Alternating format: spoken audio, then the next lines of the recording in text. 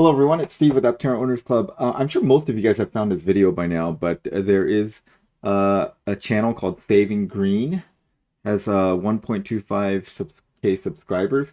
Production value on these videos is quite good actually for a small channel like that, much better than the production value of my videos when I went to visit them. Josh is the host of this channel, and he went down to visit their site back on May 5th. And if you're interested, you should watch this whole video. It's worth watching, the 35-minute one, because they have Cam go through some of their solar production line. But what I thought is, like, there's a lot more stuff in here than the previous video that we saw from the guys at A&B. You can see that there's pallets sitting on the right here. And there's a bunch of solar panel manufacturing stuff in the background there. And he also has a interview with Chris Anthony, a short one. And there isn't that much new information in that interview, but it's always good to hear from Chris. And I have a couple of snippets that I want to go over with you guys and discuss on here. And so, yeah, it looks like at this time, Noir, Soul, and Luna are all at the factory. They don't have the wheel pants off of Noir like they usually had. You can see in the back here, there's two empty shells. I think this was their like interior mule over here. And let's see let's jump forward a little bit.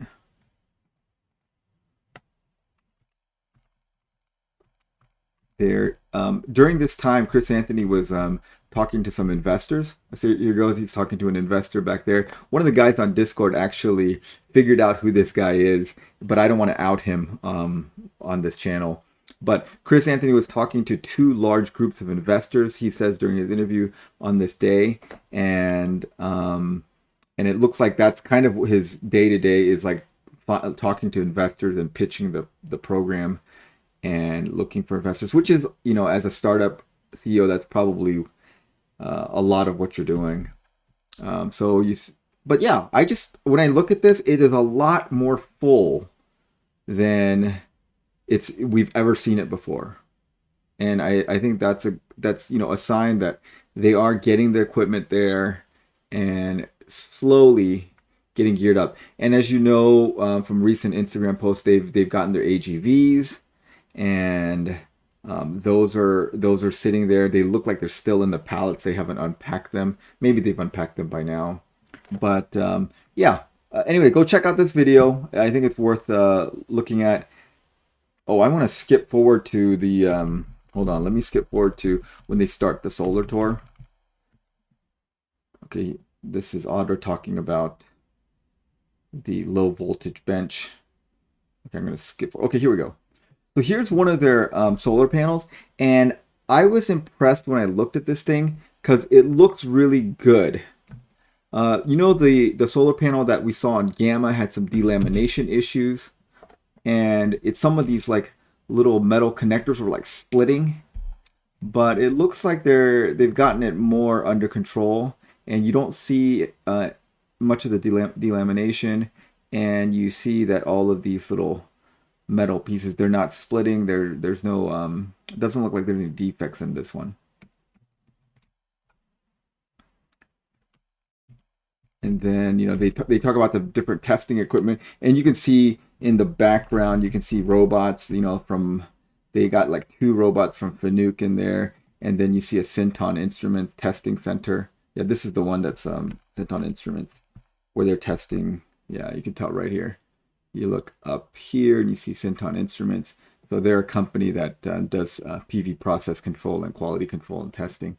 So they're getting a ton of equipment. Yeah. I was impressed that there's just a lot more stuff than we have seen in previous videos. And this video is almost 2 months old, so there's probably a lot more stuff going on. Okay, so here is some of the video of the conversation with Chris Anthony. I just wanted to show you guys snippets of this. I didn't think I was gonna have a chance to see you here. Or yeah, I've got to run to the airport to pick up an investor, but well, 10 minutes. Sure. Okay, so like, yeah, he's picking up an investor today, and then he talks about how there is If there's any, updates even since then, or Good very timing. nice. We're Yeah. talking with a lot of people and traveling all around the world, and it unfortunately seems like the North American capital markets are pretty frozen. But okay, so this is the same thing that he's talking to different investors from all over the world, mostly from outside the US. And then there's an interesting bit over here. average EVs are getting bigger and bigger with F5, and the guy sitting next to you is still reading a book or playing games on his infotainment display, waiting for his X vehicle to charge. Right. Right. Exactly. I mean, the, I guess, somewhat recent implementation of DC fast charging. Okay, here we go. Right here. The zombies attack. This is the exactly what vehicle you to need. have at the end of the world. This is the only vehicle that The people are gas going to be. pumps aren't working. Yep. I mean, Yep. they're making I Am Legend 2, so we should probably be in that movie for Will Smith. I would think so. Yeah, we. I mean, I have a plug-in hybrid, a Honda Clarity that I got in 18, and I've loved it so far. I have some videos on it as well. So Josh has good taste. That's the exact same car I have, 2018 Honda Clarity. All right, so then this is a talk where Chris Anthony's talking about the wrap. Where it tore that or really scraped it, then you only have to replace the vinyl on this piece. You can imagine that's $20 worth of material. You got to pay somebody to do it, or you do it yourself. But it's really easy to kind of fix that. If you had to go to a paint shop, you'd have to prep the whole surface and primer and 3-stage paint and clear coat.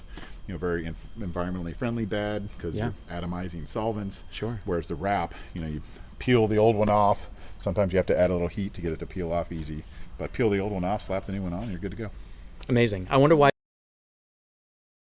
Yeah, so that's a good thought. Okay, some people have wondered if the Aptera battery is thermally regulated, as in like you can preheat it to accept a charge better, or preheat it in cold weather, and then also cool it. So there was some confusion that like maybe it's just cooled, but you can't heat it. Well, Chris Anthony confirms that you can heat and cool the battery pack here. The batteries are liquid cooled. They're cooled per module. So Okay, I see. base, there's a base plate on the bottom of the batteries, and that's what cools the batteries.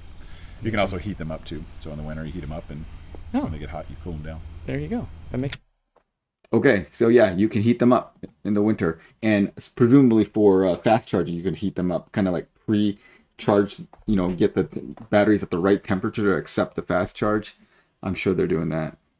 We're talking with several potential customers for our solar technologies, putting them on many different types of vehicles, as well as our battery pack technologies. Awesome. We have a very energy dense pack, and just to be able to build those modules in volume is something that a lot of people just can't get unless you're big, have a lot of funding. So there's a lot of mid-tier and small-tier players that would love to just buy batteries from us. Same thing with our user interface, very trick user interface. Sourcing the hardware for that and the software to run that is quite a heavy lift. So we think we can monetize that as well. So there's lots of intellectual property that we would love to see spread across the EV industry. We love efficient vehicles in general. So the more we can help people get more efficient vehicles on the road, the more we're doing for the planet. Okay, so great. This is the channel Saving Green. I'll link the 2 videos in the description below. Go check them out. They're great. And it was interesting to hear Chris Anthony talk about the intellectual property that they're going to try to monetize it there. So they're not only talking to investors, they're talking to other companies that want to license their battery. Well, not their battery tech. Looks like they're looking at some companies that want Aptera to manufacture the modules for them, and then also the solar encapsulation technology, which I think is probably the most monetizable IP that they have. Okay, all right. So go check it out. I think those are great videos, great production value on those videos, and lots of information. Thanks for watching, guys. Have a great day.